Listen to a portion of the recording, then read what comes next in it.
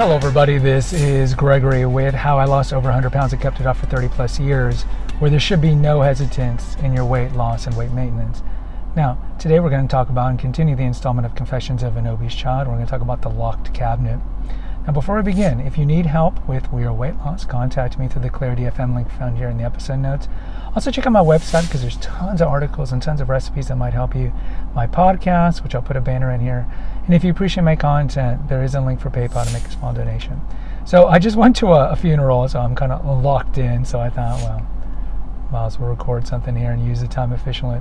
So today I wanted to talk about the locked cabinet. I had mentioned in a previous episode that my parents had to lock the junk food in a cabinet in my house. Now, why is this? I was a binge eater. If you go back to Confessions of an Obese Child 1, which I think is called Why I Ended Up Turning to Food or something like that, I was a binge eater for years, even after I lost my weight, which we'll talk about once we get to that point. But I would eat an inordinate amount of food in a short amount of time. Just wolf it down, right? Wolf it down. Like an addict. You have so much like stress or anger, tension built up, and you know that eating that food at least momentarily is going to give you some respite, but then of course you have the not only the physiological feeling of angst, of yuckiness, because you feel like full, very full and sick, but you feel the shame, right? Like, what did I just do? Why did I do that? Oh my God.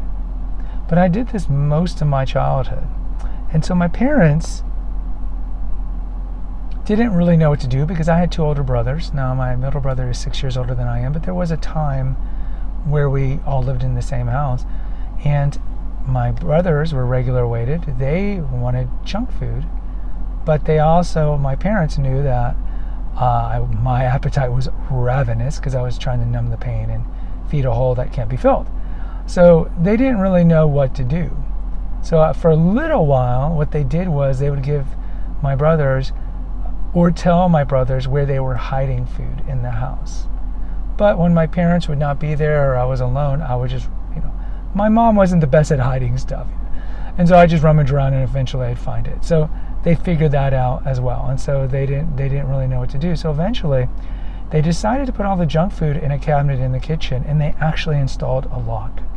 They actually installed a lock so I couldn't get to the food. Now this was mostly going to be Hostess products. I was really big into zingers and honey buns.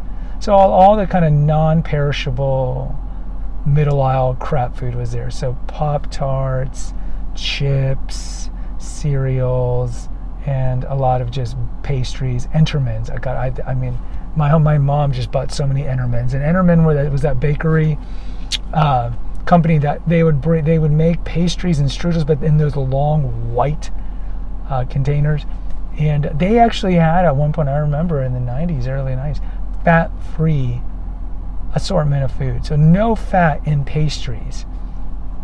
Because again, that was the fad and they wanted to sell a product. So there might not have been fat, but just like with milk, when you take the fat out of milk, like they do with skim milk, they got to replace it with something because it's going to taste like garbage, so they fill it up with sugar. Either way, so they put the stuff in there in the cabinet, and for a little while I was stymied. I didn't know how to get to it, what to do, and eventually it was like a powder keg. Now later on we'll talk about the bicycle seat, how I used to, when I eventually learned to ride a bike when I was 14, that I would ride to McDonald's so I could binge eat over there. But that took some time. When I was younger, I had a McDonald's and a Del Taco when Del Tacos were in Texas. Maybe, half a mile, 3/4 of a mile from my house. I lived on a large street. And the traffic was really bad. I always hated driving or riding my bicycle on this side because I always thought I was going to go off a bump and then get hit by a car. So at that point, I couldn't do that. So the powder keg built up, the tension. So eventually, I just broke the lock. I don't remember how I did it. Maybe a hammer. I mean, it was one of those bolt locks, but it probably wasn't that big, and I guess I just hit it enough to break it, and then I broke it and just ate pretty much everything in there. And so when my parents came back, or my mom came home, Gregory, what did you do? Why did you eat all the food? Why did you do that? There was never a sense of punishment. Like I mentioned before, I was never grounded. Partly because I was a good kid, because I was a fat kid and I didn't have a social life as I got into my tweens and high school years. But you would think that maybe punish me for vandalizing property or breaking stuff. But she's like, oh, Gregory, and then they just put the lock back. I'd break it again and so forth, rinse, lather, repeat. And look, I don't blame them. I mean, they didn't know what to do. What do? They hide the food, he hides the food, or they hide the food, I find it. They hide the food or lock the food in a cabinet, I break it. So I was addicted to food. And for much of my life, I loved food more than I loved myself. As I allowed myself to get fatter and fatter and fatter and fatter, I knew it wasn't smart to binge eat. But with binge eating, if you guys are not familiar with it, it's completely irrational. It's not something that you logically think about, I shouldn't be doing this. It's completely irrational. And so at the time, and I'll talk about this when I was binge eating, when eventually I was driving car later in high school and college, you would go to the grocery store, the drive-thru at the fast food, and you'd just be like, hurry up, get this line to go through because I need to shove my food with 6 Big Macs. And so it was the same thing with when I was a kid. It's like I had to fill the hole, even though on one level I knew that the hole would never be filled by eating more food, which just made me fatter, but I needed an outlet. Back then cutting wasn't a big thing yet, and I just needed an outlet, and that was it. So I would go to break in the cabinet. The other thing that I would do quite often is steal money from my mom's purse and then call pizza and have it delivered, 2 large pizzas, and then I would ingest it when they were not around, my parents weren't around, and then I didn't know what to do with the pizza cartons because I'm like, oh, here's my evidence. So what I did was I put it behind the washing machine. My mom listened to the episode, she would be like, I agree, did that.